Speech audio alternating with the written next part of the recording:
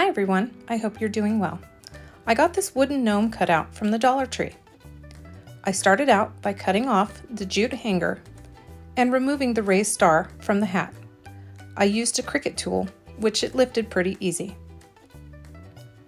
Once that was done, I took Craft Smart acrylic paint in the color white and painted the gnome's beard.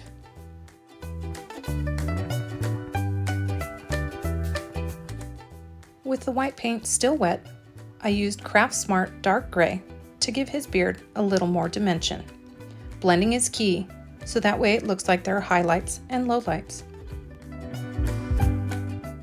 I decided his beard looked a little too plain, so I took that same gray paint and created a little mustache under his nose.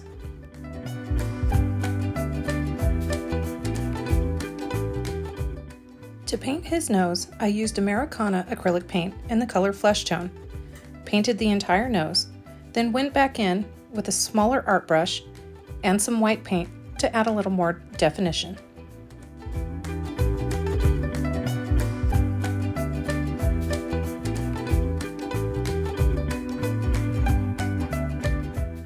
To paint the lower half of my gnome, I used Apple Barrel acrylic paint in the color Admiral Blue and let that dry.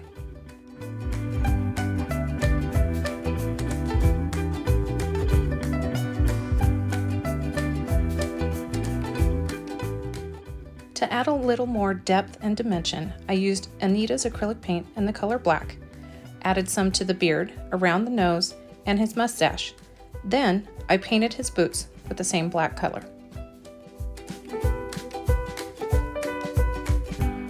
With the black paint still wet, I went back in with some white to give the boots a little more definition.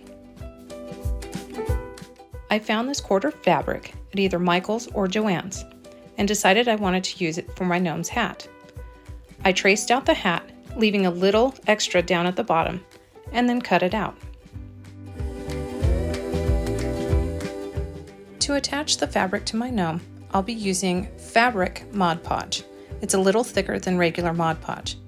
I applied a generous amount to the wood and paid special attention to the ridge on the top of his nose and at the edge of his beard, as we are going to fold the fabric over so that way it bunches up around his nose.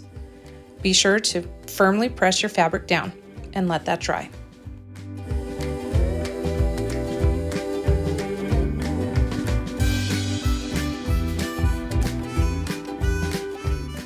If you have any fabric overhanging, just take some scissors and cut it off. Then use the same Mod Podge and apply top coat to the entire gnome and let that dry.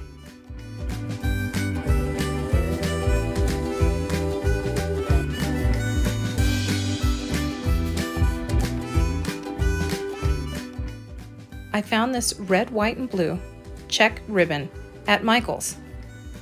I figured it would match my gnome perfectly.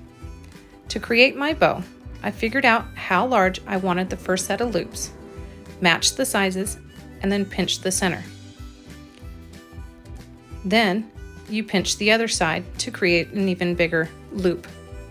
You can make as many loops as you want.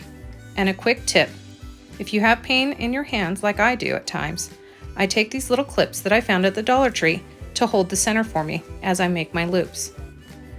Once I was done with that, I took a piece of jute, wrapped it around the center a couple of times, and tied it off.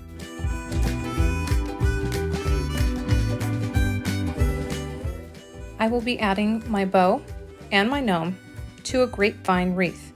They're great to have in the house as you can interchange them at any time. Simply add a jute hanger to the wreath itself so that way you can hang it. I tied my bow around the wreath and then figured out where I wanted my gnome. I added some jute and a piece of the ribbon with some hot glue and let that dry. Remember to use your finger protectors so you don't burn yourself. I picked up mine at the Dollar Tree.